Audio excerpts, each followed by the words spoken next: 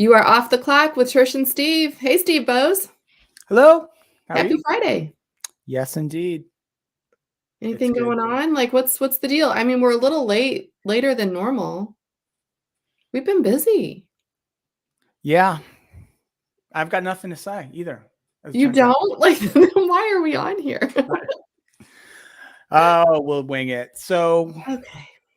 did you fall for any pranks? It's April 1st. Oh my gosh, that's so funny you say that. Yes. So I have a mom that has been like my whole life. That's her thing. And I always forget it's April Fool's. So of course today I wasn't thinking about it. And she calls me and she's screaming in the phone. Oh my God, Don, put a bucket on it. Put a bucket. I'm like, what is happening at my parents' house? She told me there was a squirrel that got into her house and she was pretending like my dad was trying to run around and put a bucket on it to catch it. The old squirrel in the house. House prank. Gambit there. That's a good one. I know, right? How was that a prank on you though? That she wanted me to come over right away. Oh, okay. Now so usually, and then it kind of dawned on me like, oh, wait a minute. I know what it is, right? So obviously I didn't go. I didn't fall for it. But the one time I was away at school, I went to school about 4 hours away from their house, college, and she called me and told me there was a kitten trapped under their porch. Like they have a concrete. She's really leaned into animal in the house. I love animals. So genre. Okay. I drove home. She really just wanted me to come visit. I drove all the way home, 4 hours to come rescue a kitten from under her porch. There was no kitten. So she probably doesn't remember that prank. So years later, you know that the squirrel prank is probably not true then, right? Based on your experience with the mysterious and fake. She does get me from time to time. Yes. So I don't know. Did you fall for any pranks? Have you been pranked? I haven't, but I mean, I don't think anyone's actually tried to prank me specifically. The day's not over. But those general ones now, like everybody's so attuned to it. So you don't believe anything you read online today, et cetera, et cetera. So I've not succumbed as of yet, but you never know. The day is young. Yes. Yes. And I am not. But Trish, lots of quick then. Let me just go through my notes then, since it's Friday. It's what I typically do. Lots of labor market stuff this week, Trish. This week was a double whammy of labor market news. The JOLTS report came out earlier this week. Trish, you probably familiar with this. 11.5 million open jobs in the United States, hovering around the all-time record. Or 11.3 million, sorry. The all-time record is 11.5. It's right around that number. And quits, 4.4 million, also near the all-time high. 4 million monthly quits for 9 consecutive months. And much, much higher than prior to the pandemic. And then today, the actual jobs report came out, the employment report. Saw that. Which was pretty cool. I always watch it live because they cover it on the business news right at 8:30. So I drag myself up in time to watch it. 431,000 jobs added in the United States. Unemployment rate 3.6%, Trish, almost at pre-pandemic lows. Very close. It was 3.5% prior to the pandemic, Trish. So there you go. Really strong news at the labor market, and wages up, not quite as high as inflation, but average hourly wages up 5.5% or so year over year. Inflation's running 7-ish% right in the United States right now. So even though 5.5% is actually really high, really high for wage growth, not quite keeping up with inflation. So especially if you have to drive a lot and buy gas, I suppose. Oh my goodness. Isn't that the truth? It's sad because in a way it's like as you talk to people and everyone, not only is summer coming, people are anxious to go on trips, vacations, right? Just because of the pandemic, we've all been in for a long time. Very limited travel before then. And so just when you're really ready to like, okay, we're vaccinated, we're boosted, we're this, we're that, countries are open up, and now the cost is going to just be very prohibitive. So, that's how it goes, I guess. Yeah. More to come on that, right? Yeah, it's a big, it's tough. I mean, I guess it's good that wages are going up a lot and people have a lot more negotiating power, right? And they have before, people are quitting at record numbers. And so hopefully folks are keeping up. Speaking of quitting, Trish, I have another story for you. Did you hear about the tumult? I think I used that word correctly here in this context. The tumult that occurred at a couple of Applebee's restaurants in Kansas recently. No, I will say I heard that there was something happening. Is this about like they're hiring, like they were trying to Yeah, hire it's using, like, related to gas prices and related to the Great Resignation and the quitting, kind of the two stories we sort of talked Yeah, about. So Applebee's, I guess, largely runs on a franchise model, and there's a right. large franchisor company that owns Mhm. a bunch of these Applebee's locations in the Midwest, specifically in Kansas, is the story that I had read. And one of the executives at the management company or the Right. franchisee, I don't know what the right word, the company that owns like 10 of these Applebee's Yeah, franchises, he writes an email to all the execs at the in that franchise company saying, "Hey, higher gas prices are good for us because people are going to be so desperate for money. They will take any job. We can offer them lower wages, et cetera, et cetera." It was a really awful email about okay. basically how inflation and high gas prices are actually going to be good for them because they can really lower wages and tamp down wages, which is weird because they're having a hugely difficult time, like most places, hiring Yeah, anyway. And now he's saying, okay, we can even offer less wages, right? Which makes no sense at all. Anyway, right.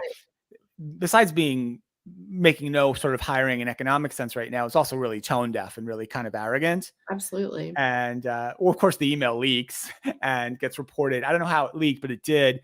And at one of the restaurants, this was in, I believe, in Lawrence, Kansas, one of the managers was Yeah. so mad. He or she, I don't know who it was exactly, printed out the email, pasted it all over the store, all Mhm. over everywhere. Everybody could see it, and then basically, like on the spot, like right on the spot, like 15 employees, 4 managers, and like 10 or 12 employees just quit.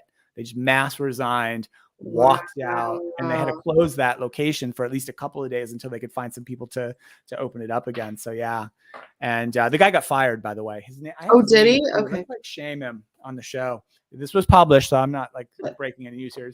His name was Wayne Pankratz. Wayne Pankratz. So Interesting. let's shame him. Actual subject, the subject of his email, Trish, is Yeah, well, this is it. Quote, "Why gas increase is good for hiring." That was his email subject line. So good riddance, Wayne. Maybe learn a little something about people, the world, the economy, not being a jerk.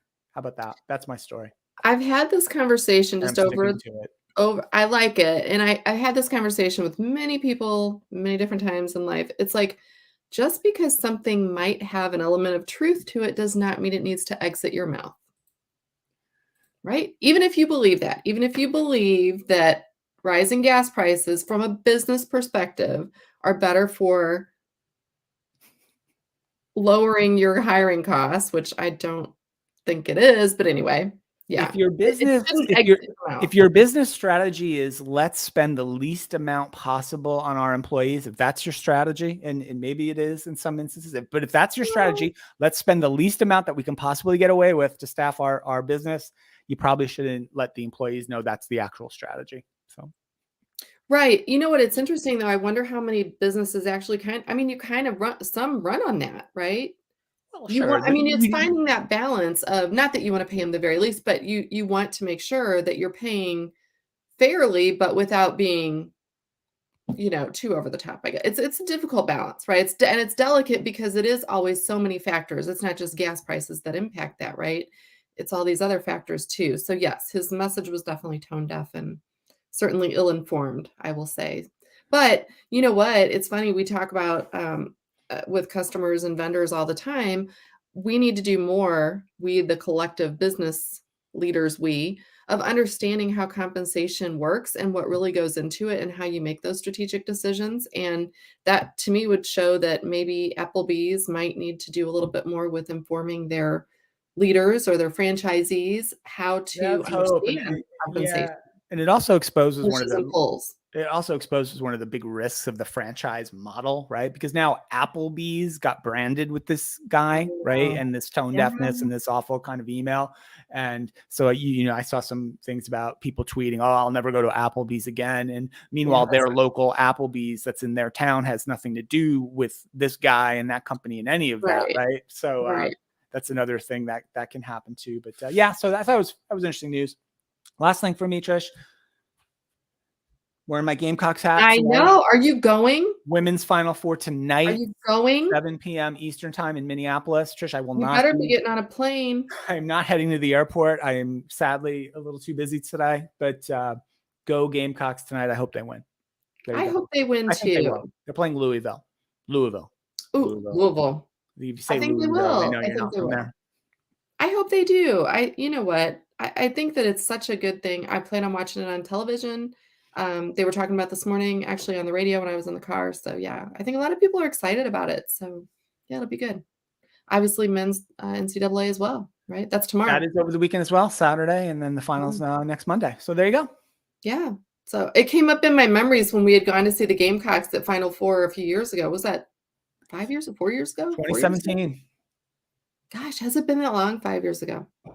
Yeah, that remains one of the most fun things I've ever done in my life. And then also I just think back all the time on how being with 90,000 people in a in an event like that, to Yeah, it's a do that pretty big now would crowd. seem really scary. It was scary enough then, but, like, now that would probably freak me out, so, anyway, I don't know. No, I'll tell you what, my weekend is filled with track meets and baseball games, and, I don't know, I'm starting to feel the whole, like, okay, my kids are seniors, it's starting to wind down, we're in the final 2 months of it, and there's a lot of sports going on, so part of me is, like, exhausted because there's so much going on, and part of me is like, "Oh my gosh, I need to, like, soak up every second," so, a little on the fence with that, but, Nice. yeah. I'm one of the baseball team moms, team moms officially, so that's been fun. You get to bring like the orange wedges at halftime. I do Right. what? That's actually you say that jokingly, right? That's what you do for, like, real little kids? I should do it for the big boys. Wouldn't they like that? No, actually, what I was thinking of doing is I have to go get, like, sunflower seeds for all of them to spit Mm. big, huge bags of them now that they're grown men, but maybe I'll give them some orange wedges Yeah. or something too. Sounds awful, but I'm sure it'll be fun. It'll be fun. I love them. It's fun watching them play still, obviously. So, anyway, hey, everyone, have a great weekend. Definitely let Steve and I know what you've been up to. We love hearing it. We get a lot of DMs and stuff on that. I'm not that interested. Okay, message me. Don't message Steve. That's fine. Steve, everyone loves you. I don't even know why, though. Like, anywhere I go, this is weird, too. So many people stop me and they'll be like, "Oh my gosh, I wanna Okay. meet Steve Bowes. That He's sounds so perfectly great." normal to me. Yeah. Reasonable. I can't go anywhere in my town. Like, people in town watch the show. Kids, teenagers watch the show. They love you. You're very big. You're Very a big worried. deal, Steve Bowes. All right. Hey, in all seriousness, have a great weekend, everyone. We will see you back here on Monday. We've got lots of fun stuff to talk about next week coming up on the show and some other travels we have coming up. And bye for now.